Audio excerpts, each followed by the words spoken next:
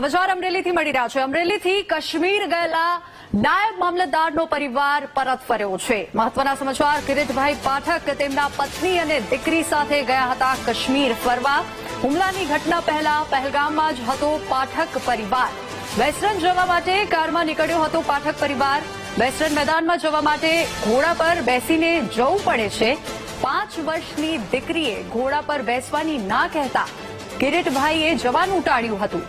થોડી વાર પછી વેસ્ટર્નમાં આતંકી હુમલો થયાના સમાચાર મળ્યા અને ત્યારબાદ સાવરકુંડલામાં નાયબ મામલતદાર તરીકે ફરજ બજાવે છે કિરીટભાઈ પાઠક, જેમનો જીવ બચી ગયો છે।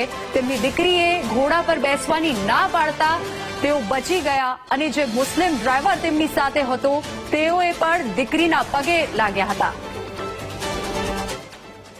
જ્યારે આ બનાવ બન્યો, જ્યારે પહેલગામ જ્યાં હુમલો થયો મંગળવાર 22 તારીખે, ત્યારે અમે પહેલગામ જ હતા અને 12:30 પોણા કે અમારે ત્યાં ઉપર બાઈસરમ જે વેલીમાં જ્યાં બનાવ બન્યો ત્યાં જવાની અમારી ઈચ્છા અને અમારી યોજના હતી।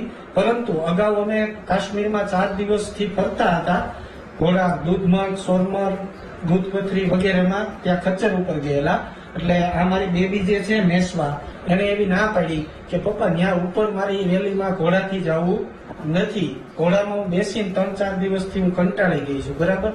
એને ના પાડી એટલે અમે લોકો જમવા જતા રહ્યા અને જમીને આવી અને થોડી વાર પછી અમે જયારે બહાર નીકળ્યા અડધી પોણી કલાક પછી, ત્યાં અમને ખબર પડી કે ઉપર કઈક ડિસ્ટર્બન્સ, કોઈક ફાયરિંગની ઘટના બનેલી છે।